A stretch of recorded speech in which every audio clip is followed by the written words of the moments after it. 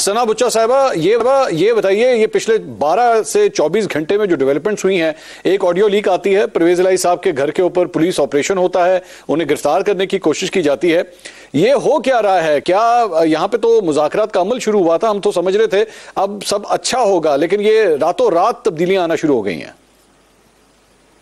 देखिए, आप 24 घंटों की बात कर रहे हैं, मैं अगर थोड़ा सा पहले ले जाऊं आपको, तो हम पता नहीं इस मुल्क में कब से ये तमाशा देख रहे हैं और कब तक ये देखते रहेंगे। ये क्या तमाशा है, अब मुझे बता दीजिए कि एक तरफ मुज़ाकरात होते हैं, दूसरी तरफ इमरान खान साहब कहते हैं जी कि कोई हमने इस पर रुकावट नहीं बर्दाश्त करनी, क्या 14 मई को इलेक्शन होंगे, हमने आइन की खिलाफ वर्जी नहीं करनी।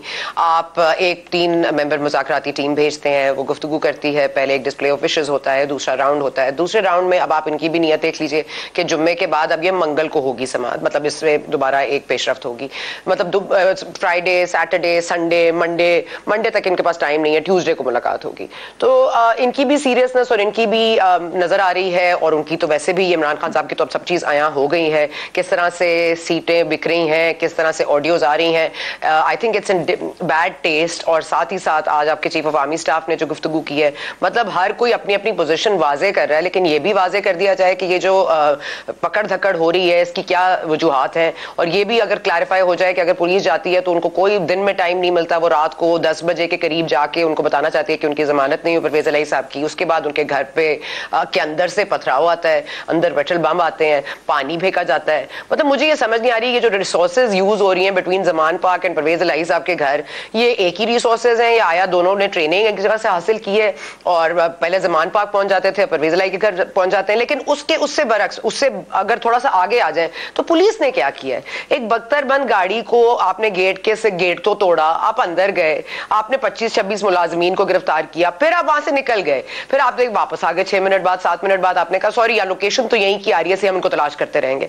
फिर खातून पुलिस ऑफिसर हो जो अंदर जाके औरतों के हवाले से उन्होंने जाके अगर कोई छानबीन की है या अंदर एंट्री भी की है, तो चादर और चार दीवारी पामाल हुई है या नहीं हुई, लेकिन ये आइन और कानून का मजाक जरूर बनाया गया है। और मुझे नहीं पता इस मजाक बनाने में पीटीआई का ज्यादा किरदार है या पीडीएम का ज्यादा किरदार है, मगर ये बात वाज़ेह रहे कि मुझे तो इस बात पे हैरत हो रही है कि आज फवाद चौधरी साहब ने जो नाराजगी का इजहार किया, आजम नजीर तारुल को फोन किया और साथ ही साथ उन्होंने साद रफीक साहब को फोन किया, तो उन्होंने कहा हम इसको सुलझाने की कोशिश करते हैं।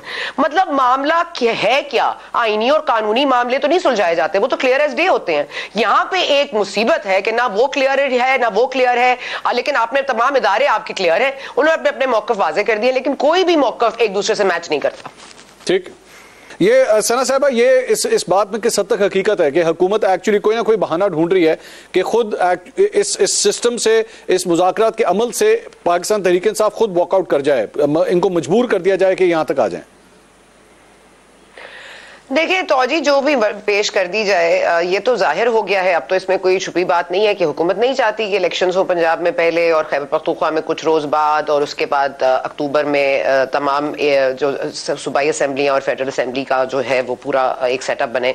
लेकिन मेरा ये ख्याल है कि ये बात तो वाज़ेह हो गई है, इससे तो अब हम आगे आ गए हैं। इससे आगे आ जाए तो देखिए ना, हुकूमत की बदनीयती, बद अमली, जो भी आप कह दीजिए, lack of will, lack of faith, लेकिन ये तो आप मानेंगे ना कि इनको जो कवर दिया है वो तो जो सुप्रीम कोर्ट के मौजूदा चीफ जस्टिस साहब हैं और एक पूरा जो ग्रुप उनके खिलाफ खड़ा हो गया है, जो 4 वर्सेस 3 का फैसला जो अबहम पैदा करता है। आज तक किसी 4 जज में से किसी एक जज ने भी आपको ये कहा है कि हमारा ये फैसला नहीं था और ये जो हुकूमत पोजीशन ले रही है ये हमारी उस पोजीशन से खिलाफ है।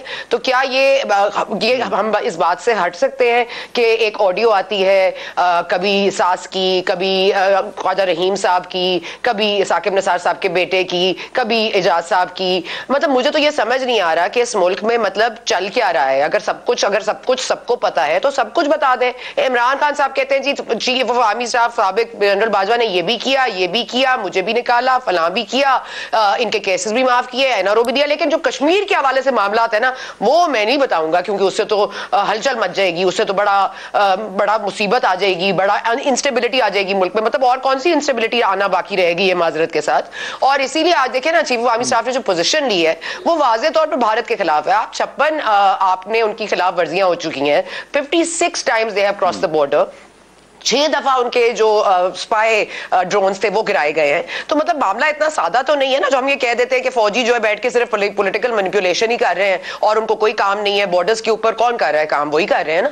तो कहने का मकसद ये है कि अगर तो एक बैड एप्पल था या 2 बैड एप्पल्स थे तो उसका करना क्या है? मतलब हर किसी को पूरा सच मालूम है लेकिन हर किसी को आधा सच बोलना है। तो इस आधे सच के ऊपर तो बदनीयती भी है, बदअमली भी है, लेकिन ये तो बता दीजिए इनकी नीयत में कितनी कोई पाकीज़गी है। जो हमारे इमरान खान साहब हैं जो पंजाब की असेंबलियां तोड़ देते हैं, उसके बाद खैबर पख्तूनख्वा की असेंबली तोड़ देते हैं, फिर वो नेशनल असेंबली से बाहर निकल जाते हैं, फिर वो सुप्रीम कोर्ट के कंधे पे बंदूक रख के चलाना चाहते हैं और चाहते हैं कि सब मर जाएं, एक इमरान खान साहब बाकी रह जाएं। तो ठीक है, फिर उनका भी हक बनता है कि वो आगे से अपने डट कर मुकाबला करें और उनको करने देने का हक होना चाहिए। लेकिन फिर कौन सी चीज आईनी और कानूनी रह गई है? मतलब इट्स बेसिकली तो यहाँ पे जंगल का कानून चल रहा है। तो मैं और आप तो जी अतर काज़मी साहब, साबिक चीफ जस्टिस के ऊपर इमरान खान साहब की हिमायत का या उनकी साइड लेने का इल्ज़ाम लगाया जाता है और उसके बाद इस ऑडियो के आने के बाद इन इल्ज़ामात में मजीद इजाफा हो गया है। किस हद तक डैमेजिंग हो सकता है साबिक चीफ जस्टिस के लिए? जी एक छोटा सा कमेंट, जो 3-2 का फैसला है वो हुकूमत ने माना है और हुकूमत ने अदालत में भी कहा है कि हम उस फैसले के ऊपर अमल दरामद करने के लिए सब कुछ कर रहे हैं। लेकिन सियासी बयानी के तौर पे ये कहा जाता है कि हम उस फैसले को नहीं मानते। तो फैक्चुअल पोजीशन ये है। दूसरी बात, जहां तक ये ऑडियो है, आज मैंने साकिब निसार साहब से मेरी टेलीफोन पे बात भी हुई और मैंने इसी ऑडियो के हवाले से ही उनको फोन किया था और मैंने कहा कि उनसे पूछा जाए। तो उन्होंने कहा कि मैंने अभी तक ये ऑडियो सुनी नहीं है, जब मैं सुनूंगा तो फिर मैं उसके ऊपर कॉमेंट करूंगा। बाकी उन्होंने कहा कि यार ना मैंने कोई सियासी ओहदा लेना है, ना मुझे कोई फाइनेंशियल चीज चाहिए। मैं अपने ऑफिस में बैठ के, बेटे के ऑफिस में बैठ के लोगों को फ्री एडवाइस देता हूं, बहुत सारे लोगों से मिलता हूं, बहुत सारे लोगों से मेरा ताल्लुक है। लेकिन इस मसले के ऊपर जब तक मैं ये ऑडियो नहीं सुनूंगा तो मैं कोई बात नहीं कर सकता। अब ये अगर ऑडियो ऐसी है जो चीज, जी प्लीज कुछ कह रहे हैं आप? मैं ये पूछ रहा था, ये आपकी बात ऑडियो रिलीज जब तक आई है सोशल मीडिया पे, उसकी कितनी देर के बाद बात हुई आपकी उनसे? ये फौरन ही, ये आज सुबह मेरी उनसे बात हुई। जो ही ये ऑडियो आई उसके तकरीबन कोई आधे घंटे के बाद मैंने उनको जो है मैसेज किया और फिर वो जो है तो उनसे यानी ये कहा जा सकता है कि साकिब निसार साहब के साहबजादे की ऑडियो उन्होंने खुद नहीं सुनी थी, आपने पहले सुनी? जी, उस वक्त सोशल मीडिया पे जब वायरल हुई वो कह रहे थे कि मैंने अभी तक ये नहीं सुनी है नजम की जो ऑडियो आई है। तो उस वक्त उन्होंने कहा था मुझे ये। जी और लेकिन मेरा सवाल दोबारा वही है, ये आपने तो सुनी है, आपका क्या तज्जिया है उस ऑडियो के ऊपर? तो देखिए, जहां तक वो ऑडियो का जो उसका है मतन है या उसका जो कंटेंट है, वो तो कंटेंट तो बड़ा रिपल्सिव किस्म का है। अगर ये हकीकत पे मबनी है तो उसको तो सुन के ही इंसान को घिन आती है कि यार ये क्या हो रहा है हमारे मुआशरे में, किस तरह चीजें होती हैं। लेकिन अगर इस ऑडियो अतर काज़मी साहब, उसको सुन के किससे घिन आती है आपको?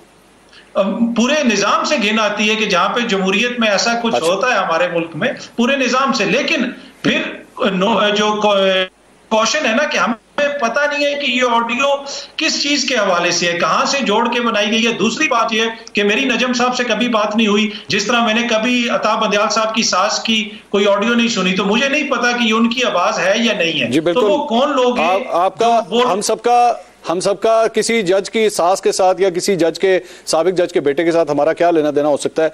ये लोग, इन लोगों का अगर किसी से राब्ता है तो वो तस्दीक कर सकते हैं कि क्या इनकी ऑडियोज थी या नहीं थी।